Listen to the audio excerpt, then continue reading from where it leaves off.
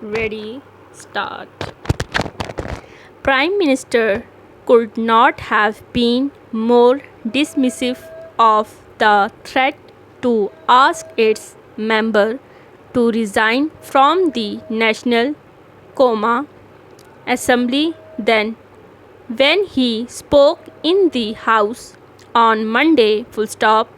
If anybody is under the impression that the Assembly will be dissolved as a result of resignations, then let me say that they are living in a false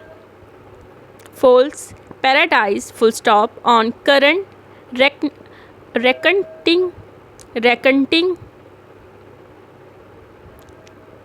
The Prime Minister is probably correct. The political situation in the country is not of the kind where such a move could impel the future of the government, which, reading between the lines, seem to be the aim. To all appearance, the National Assembly is not under any threat of dissolution, nor does the army seem keen on jumping into the political arena. The resignation threat, therefore, if at all carried out, would just be a shot in the dark without any guarantee that it would promote the objection. New para. It is worth remembering, however, that everything in political, especially in Pakistan politics, does not work in according with a rational plan. Political parties are as prone to miscalculations as any other fallible institution. This brings the Prime Minister should be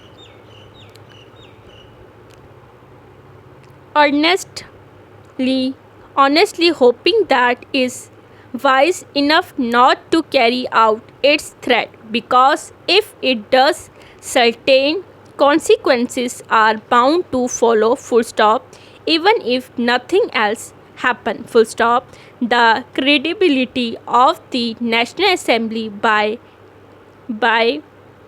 extensions that of the political system, will suffer. There is no room for exaggerate complacency on this score. The government in that case may hold all the by-election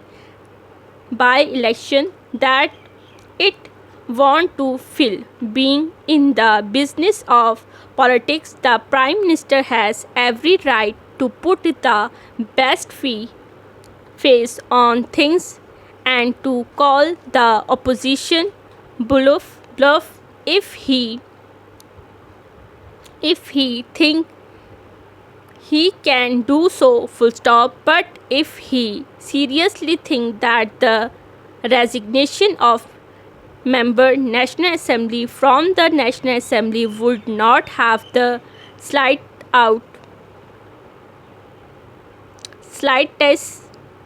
effect on the political situation, then it is probably he who is mistaken. There are things too polite which cannot be measured against technical yards. Thank you.